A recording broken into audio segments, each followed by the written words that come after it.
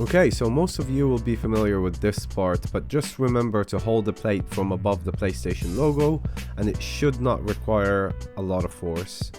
And on the other side of the console, you just need to remember to hold it from the opposite corner from the disk drive.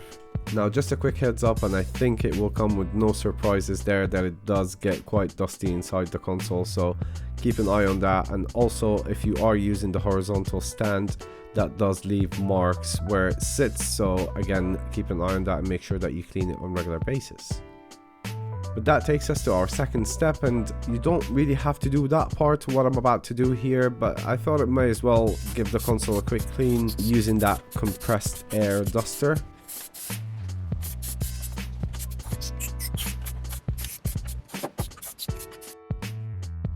Then just using a Dettol wipe, I clean the inside and outside of the faceplates.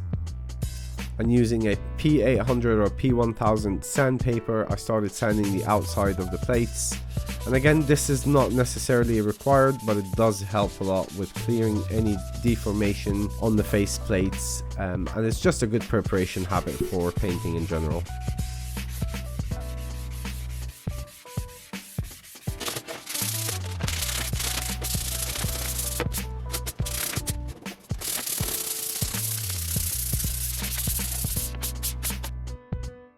Now this is a very important step because primering ensures that the paint sticks to the surface and it provides additional protection for the material being painted, so it increases the paint's durability as well.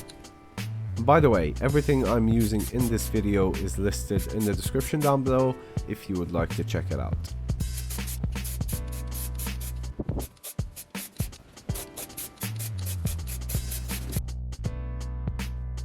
So this is pretty much how you would want it to look after several layers of primer, and I did leave it to dry overnight, by the way.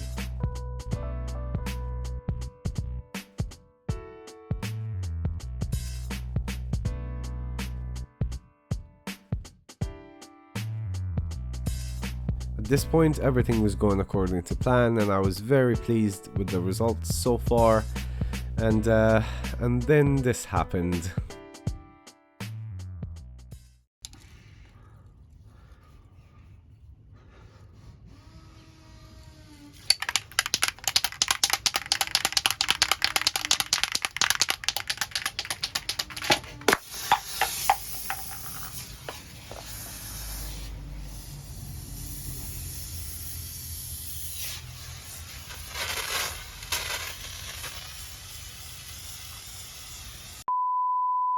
Anyways, one day later on a quick run to the local store, it wasn't actually that bad, but I did decide to do another sanding run just to make sure that I can get rid of any bubbles that may have formed on the surface of the faceplates. And then I just carried on applying layers of paint, giving each layer about an hour or so to dry out. And in some cases I would leave it overnight to dry, so I've done about 5 or 6 layers in total, some of which I had to leave overnight to make sure that it is drying out properly. Okay, so on to the final step.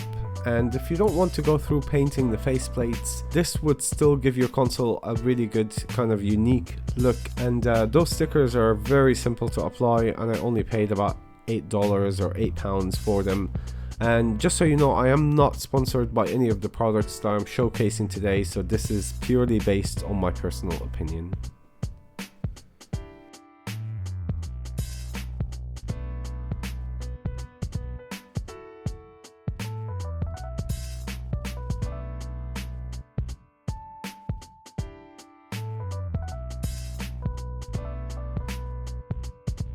Right, so if you have been following along, then all you need to do now is install the faceplates back on and enjoy the new look of your console. Otherwise, as always, thank you very much for watching. Until next time.